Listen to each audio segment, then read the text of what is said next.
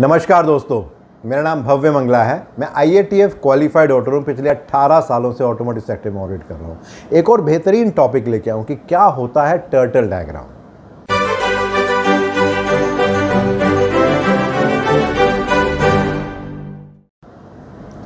In general अगर आप life में देखेंगे, मान लीजिए हम छुट्टी मनाने के लिए कहीं जा रहे हैं तो हम प्लानिंग करते हैं कि हमें कहाँ जाना है, कब जाना है, किस जगह जाना है, कितने दिन ठहरना है, किस होटल में ठहरना है, किस तरह का खाना खाना है, क्या सामान हमें लेके जाना है, किस तरीके से जाना है, हवाई जहाज़ से जाना है, कार से जाना है, ट्रेन से जाना है, और बहुत सारी डिटेल में हम चीज़ें देखते हैं। तो बेसिकली हम क्या कर रहे हैं, पूरे प्रोसेस को मैप कर रहे हैं हम। कुछ इसी तरह से टर्टल में भी होता है, जहाँ पर हम किसी भी एक प्रोसेस को डिटेल में उसके बारे में सारी बातें आइडेंटिफाई करते हैं, जिससे कि आसान हो उस प्रोसेस को समझने के लिए।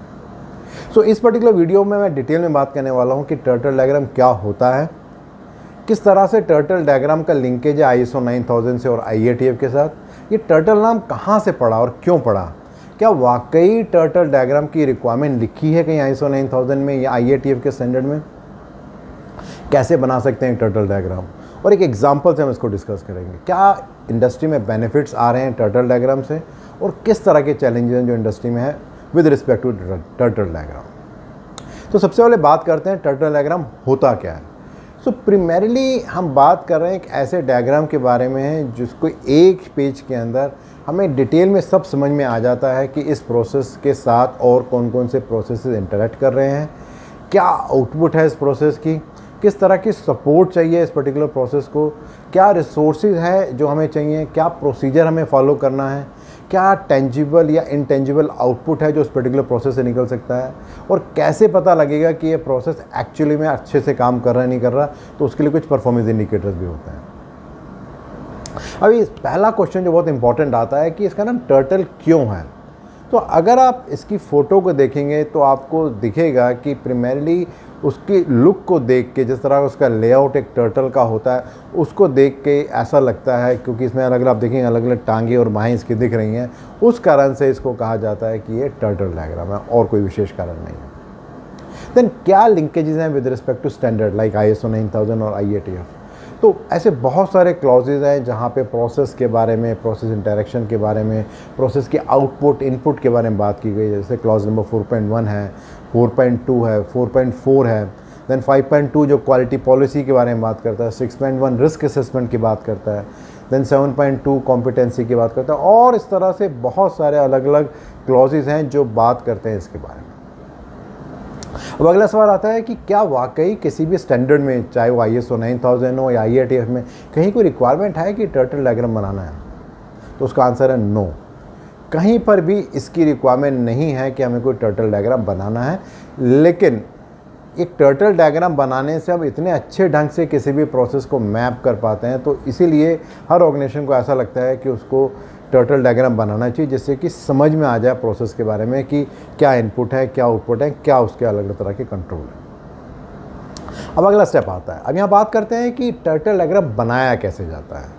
तो सबसे पहले समझना जरूरी है कि टर्टल डायग्राम में 6 सबसे इंपॉर्टेंट की जो आउटपुट होते हैं उसके अंदर होते हैं। जो आउटपुट है उसमें पहला है वो है इनपुट, जो दूसरा आता है वो आउटपुट है, तीसरा आता है हाउ, क्या सपोर्ट प्रोसेस है, क्या प्रोसीजर है, क्या मेथड है। उससे अगला है विद व्हाट, क्या मटेरियल और इक्विपमेंट हमें यूज़ करना है। उससे अगला है बात करता है विद हुम, कौन सी कॉम्पिटेंस चाहिए, क्या स्किल चाहिए, किस तरह की ट्रेनिंग चाहिए। और उसके बाद लास्ट में बात करते हैं what kind of results are required, क्या परफॉर्मेंस इंडिकेटर हैं जिसके बेसिस पे हम देख सकते हैं कि ये प्रोसेस अफेक्टिव है या एफिशिएंट है या नहीं है। तो जब हम इनपुट की बात करते हैं, सबसे पहला जो स्टेप है, तो इनपुट में प्राइमरीली हम बात कर रहे हैं कि किसी भी एक प्रोसेस के लिए क्या क्या चीज़ें हैं जो चाहिए। से फॉर एग्जांपल अगर हम प्रोडक्शन प्रोसेस की बात करें तो इनपुट में बहुत सारी चीज़ें हो सकती हैं। प्रोडक्शन प्लान हो सकता है, लिस्ट ऑफ इक्विपमेंट हो सकता है, किस तरह की हमारे पास शेड्यूलिंग है उसके बारे में बात हो सकती है, कस्टमर का डिलीवरी शेड्यूल हो सकता है, और इस तरह की बहुत सारी इनपुट हो सकती है। जब हम दूसरी बात करते हैं आउटपुट के बारे में, तो ये प्राइमरीली बात कर रहे हैं क्या की आउटपुट निकलने वाला है किसी भी एक प्रोसेस से फॉर एग्जांपल अगर हम बात करते हैं कोई ऑडिट होती है हमारी, उसका आउटपुट क्या निकलेगा, तो मे बी जो ऑडिट रिपोर्ट है या ऑडिट का जो रिज़ल्ट है वो उसके की आउटपुट निकलेंगे जो उसमें माने जाएंगे। देन जो थर्ड स्टेप है वो बात करता है हाउ, क्या सपोर्ट प्रोसेस, प्रोसीजर्स और मेथड्स चाहिए। तो यहाँ पे हम प्राइमरली बात कर रहे हैं कि जो भी एक प्रोसेस होता है वो आइसोलेशन में नहीं होता, बहुत सारे प्रोसेसेस होते हैं जो सपोर्ट करते हैं इन सम वे और अदर। तो वो कौन कौन से प्रोसेस हैं जो उससे इंटरेक्ट करते हैं। सिर्फ फॉर एग्जांपल अगर हम मेंटेनेंस प्रोसेस की बात करें तो उसके साथ बहुत सारे सपोर्ट प्रोसेस हो सकते हैं। वो स्टोर भी हो सकता है, परचेजिंग भी हो सकता है, प्रोडक्शन भी हो सकता है। देन अगला आता है विद व्हाट, मीन्स क्या मटेरियल चाहिए, किस तरह का इक्विपमेंट है जो हमें यूज़ करना है। तो यहाँ पे हम बात करने वाले हैं रिसोर्सेज के बारे में कि एक पर्टिकुलर प्रोसेस का क्या क्या हमें सपोर्ट देनी पड़ेगी इन टर्म्स ऑफ रिसोर्सेज, जिससे कि वो काम सही ढंग से हो पाए। सिर्फ फॉर एग्जांपल अगर हम प्रोडक्शन प्रोसेस की बात करते हैं तो यहाँ पे हमें हो सकता है CNC मशीन की रिक्वायरमेंट हो, टेस्टिंग के लिए CMM की रिक्वायरमेंट हो, रफनेस टेस्टर की रिक्वायरमेंट हो, और इस तरह की और भी कई रिक्वायरमेंट आ सकती हैं। तो उसके बाद आता है विद होम, क्या कॉम्पिटेंस, क्या स्किल और क्या ट्रेनिंग चाहिए। किसी भी प्रोसेस को अगर हमें इंश्योर करना है कि उसमें काम ठीक से हो तो ये बहुत ज़रूरी है कि मैन पावर सही होनी चाहिए, क्वांटिटी ठीक होनी चाहिए और वो कॉम्पिटेंट और क्वालिफाइड होनी चाहिए। सिर्फ फॉर एग्जांपल अगर हम बात करते हैं इंटरनल ऑडिटर के बारे में, तो इंटरनल ऑडिटर की क्वालिफिकेशन की हम बात कर सकते हैं कि उसे प्रोसेस अप्रोच के बारे में जानकारी होनी चाहिए, जो उसके कोर टूल्स हैं FME, SPC, APQP, PPAP, उन सब की उसे जानकारी होनी चाहिए। देन लास्ट जो सबसे इंपॉर्टेंट आता है व्हाट काइंड ऑफ रिजल्ट्स, क्या परफॉर्मेंस इंडिकेटर्स होने चाहिए जिससे कि ये पता लगे कि ये प्रोसेस एक्चुअली में ठीक से काम कर रहा है नहीं कर रहा है, जो रिज़ल्ट मैनेजमेंट चाहता है वो आया है या नहीं आया। तो अगर हम सपोज कर लीजिए बात करते हैं सेल्स प्रोसेस के बारे में, तो उसके कुछ इंडिकेटर हो सकते हैं कि कितने नए कस्टमर ऐड हुए हैं, क्या सेल्स का टारगेट अचीव हुआ नहीं हुआ, जो शेयर ऑफ बिजनेस है क्या वो हमने अचीव किया, वो बढ़ा या नहीं बढ़ा। ये सारे के सारे सवाल इसमें आ सकते हैं। अब अगर एक एग्ज़ाम्पल से समझना चाहें इस बात को कि अगर हम एक टर्टल बनाते हैं तो उसमें क्या क्या चीज़ें आनी चाहिए, तो एक एग्ज़ाम्पल लेके चलते हैं कैलिब्रेशन प्रोसेस का। तो आप देखेंगे सेंटर में कैलिब्रेशन प्रोसेस है जिसको हमने लिखा है। सबसे पहले शुरू करते हैं आउटपुट से कि हमें क्या आउटपुट चाहिए कैलिब्रेशन प्रोसेस से। तो जो आउटपुट हमें चाहिए, सबसे पहले तो हमें कैलिब्रेटेड इंस्ट्रूमेंट चाहिए और उसकी रिपोर्ट चाहिए जो कि 17025 एक्रेडिटेड लेबोरेटरी की हो। देन अगर हम इन हाउस कैलिब्रेशन कर रहे हैं तो कैलिब्रेटेड इंस्ट्रूमेंट चाहिए और उसकी रिपोर्ट चाहिए इंटरनल लेबोरेटरी की। अब बात करते हैं इनपुट के बारे में। तो कुछ पॉसिबल इनपुट जो मैंने लिखे हैं कि हमारे पास लिस्ट ऑफ इंस्ट्रूमेंट्स होने चाहिए, कैलिब्रेशन शेड्यूल होना चाहिए, क्या ऑपरेटिंग रेंज है जिसमें हमें कैलिब्रेट करना है वो पता होना चाहिए, आइडेंटिफिकेशन स्टिकर होने चाहिए, और इस तरह की बहुत सारी बातें और भी हो सकती हैं जो इनपुट के अंदर आ सकती हैं। अभी नेक्स्ट स्टेप पे हम बात करते हैं कि क्या सपोर्ट प्रोसेसेस, प्रोसीजर और मेथड्स चाहिए। तो यहाँ पे हम बात कर सकते हैं production process, quality, new product development, ये सारे सपोर्ट प्रोसेस में रहेंगे। देन प्रोसीजर चाहिए कैलिब्रेशन का। देन इसके अलावा कोई स्टैंडर्ड है, कोई एक्सेप्टेंस क्राइटेरिया, ये सब चीज़ें भी रहेंगी साथ में। देन अगला सवाल आता है क्या मटेरियल, क्या इक्विपमेंट हमें लगेगा जिससे कि इस प्रोसेस को हम इफेक्टिवली बना सकें। तो यहाँ पर बात होती है कि वो 17025 एक्रेडिटेड एक्सटर्नल लेबोरेटरी होनी चाहिए। मास्टर जो इंस्ट्रूमेंट्स हम यूज़ कर रहे हैं वो हमारे पास होना चाहिए इंटरनल कैलिब्रेशन के लिए। अगर वो इंटरनल लेबोरेटरी है तो इंश्योर करना है कि जो टेम्परेचर, ह्यूमिडिटी है वो ठीक से होनी चाहिए जिससे कि हम इंश्योर कर सकें जो भी रिजल्ट्स आ रहे हैं वो प्रेडिक्टेबल हैं। देन बात आती है विद होम, क्या कॉम्पिटेंस, क्या स्किल, क्या ट्रेनिंग चाहिए। तो मे बी हम डिफ़ाइन कर सकते हैं कि कॉम्पिटेंट इंस्पेक्टर होना चाहिए, इंटरनल लेबोरेटरी का स्कोप होना चाहिए, जो भी इंस्पेक्टर है जो कैलिब्रेशन कर रहा है मे भी हम डिफ़ाइन कर सकते हैं कि कम से कम 5 साल का उसको एक्सपीरियंस होना चाहिए। एंड देन लास्टली सबसे इंपॉर्टेंट बात है कि जो कैलिब्रेशन प्रोसेस है ये ठीक से काम कर रहा है नहीं कर रहा है, इसका आउटपुट सही आ रहा है नहीं आ रहा, उसको कैसे मेज़र करेंगे। तो यहाँ पे हम कुछ परफॉर्मेंस इंडिकेटर को डिफ़ाइन कर सकते हैं।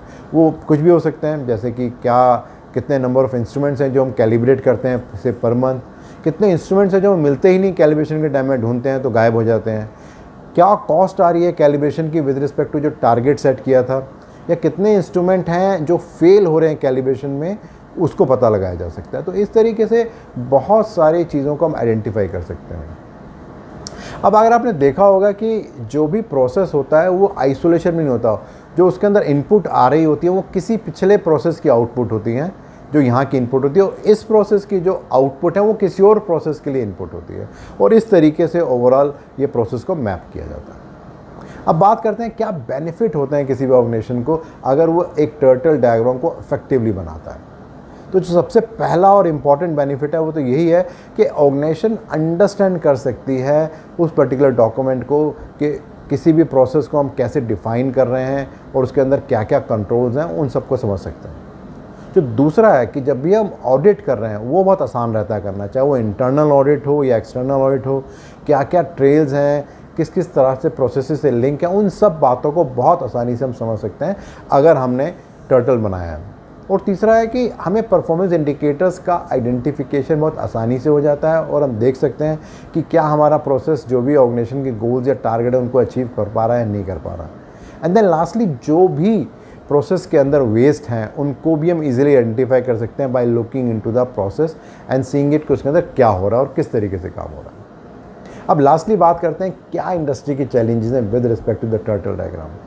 तो जो पहला और सबसे इम्पॉर्टेंट चैलेंज है वो तो ये है कि कितनी बार ऐसा होता है कि जो भी हम टर्टल डायग्राम बना रहे हैं वो एक्चुअली में क्रॉस फंक्शनलिटी मिल के बना रही है, रादर देन कि कोई एक आदमी कंप्यूटर में बैठ के पूरी कंपनी का टर्टल डायग्राम बना रहा है। जो दूसरा इंपॉर्टेंट चैलेंज है वो यह है कि टर्टल डायग्राम तो बना लिया, लेकिन क्या उसको हम रिव्यू कर रहे हैं टाइमली।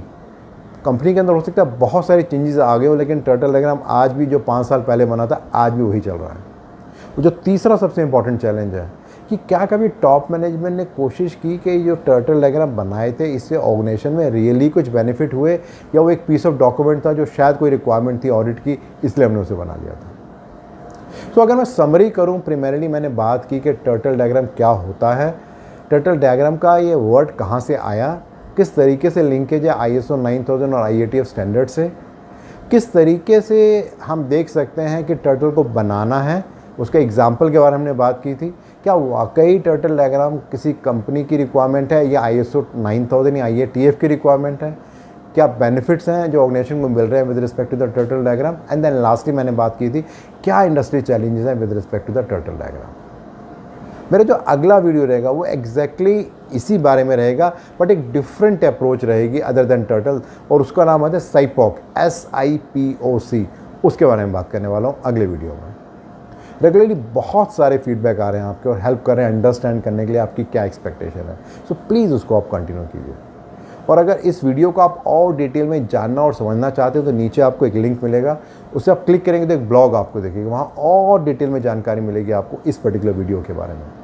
और अगर आपको लगता है कि इस तरह के वीडियोज़ और ब्लॉग यूज़फुल हैं तो अपने फ्रेंड्स और कोलीग से शेयर कर सकते हैं, और मेरे YouTube चैनल और मेरी वेबसाइट bhavyamangala.com को सब्सक्राइब भी कर सकते हैं। धन्यवाद।